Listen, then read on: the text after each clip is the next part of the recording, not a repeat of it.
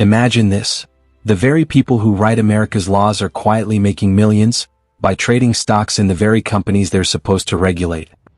It sounds like a plot from a political thriller, but it's happening right now in plain sight. While the rest of us play by the rules, members of Congress are using a hidden loophole to cash in on privileged information, turning your tax dollars into their personal profit machine. This is the story of how Congress profits while the public pays the price. For decades, Congress has been trusted to act in the public's best interest.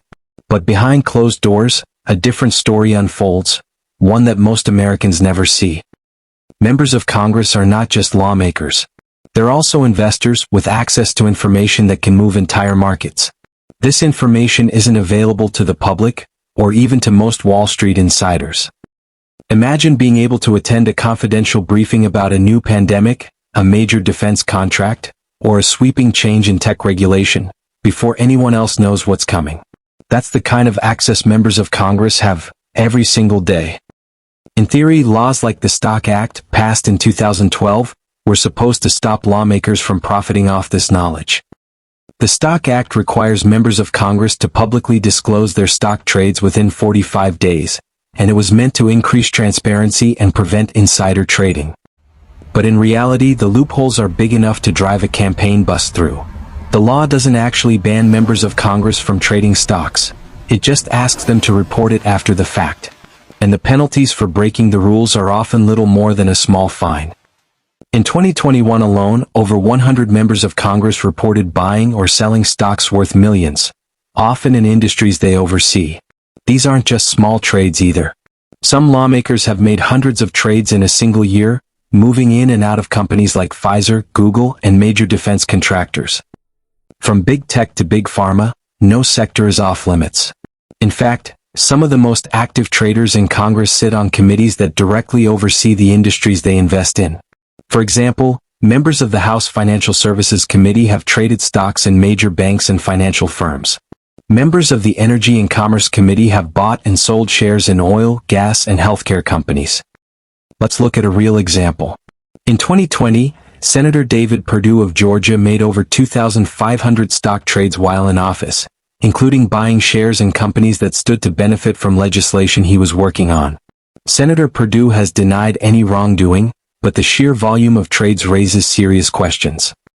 Another example, Representative Donna Shalala, a former Health and Human Services Secretary, failed to disclose dozens of stock trades on time, despite being a vocal supporter of transparency in government. And it's not just a few bad apples.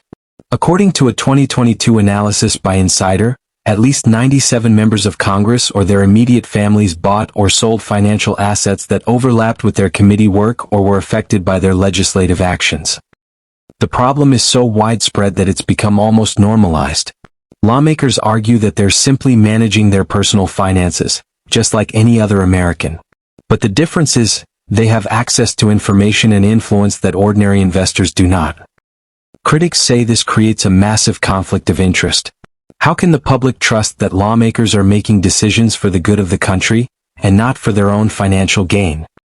Even when trades are disclosed, the information is often buried in complex financial reports that are difficult for the average person to understand.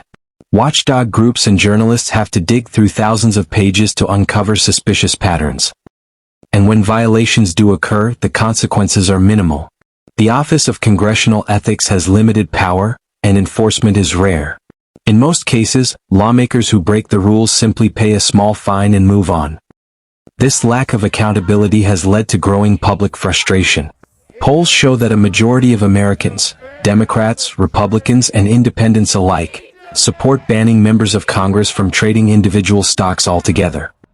Despite this, efforts to pass stricter laws have repeatedly stalled in Congress. Some lawmakers argue that a ban would be unfair, or that it would discourage talented people from serving in government. Others quietly benefit from the status quo. Meanwhile, the average net worth of members of Congress continues to rise, even as many Americans struggle with stagnant wages and rising costs. The wealth gap between lawmakers and the people they represent has never been wider. This isn't just a story about money. It's a story about trust, transparency, and the integrity of American democracy. The real catalyst? A series of scandals that expose just how deep the problem goes. In early 2020, as COVID-19 swept the globe, several senators attended closed-door briefings about the looming pandemic. Within days, they dumped millions in stocks, right before the market crashed. The public was furious. Hashtags like "Ban Congress Trading" trended nationwide. But when the dust settled, most lawmakers faced little more than a slap on the wrist. The rules are so vague and the enforcement so weak that it's almost impossible to hold anyone accountable. Despite the outrage, Congress has been slow to act. Proposals to ban congressional stock trading have stalled, watered down by lobbyists and partisan gridlock. Meanwhile, the numbers tell a different story. Since 2012, the average net worth of Congress has soared, outpacing the average American by a staggering margin. The gap between lawmakers and the people they represent has never been wider. The loophole is simple. As long as lawmakers disclose their trades within 45 days, they're technically following the law. But by the time the public finds out, the profits are already in the bank. Some lawmakers have even traded stocks in companies directly affected by their own legislation, raising serious questions about conflicts of interest. So what happens next? Pressure is mounting for real change. Bipartisan bills to ban congressional stock trading are gaining traction, and public support is at an all-time high. If I did what they're doing, I'd go to jail.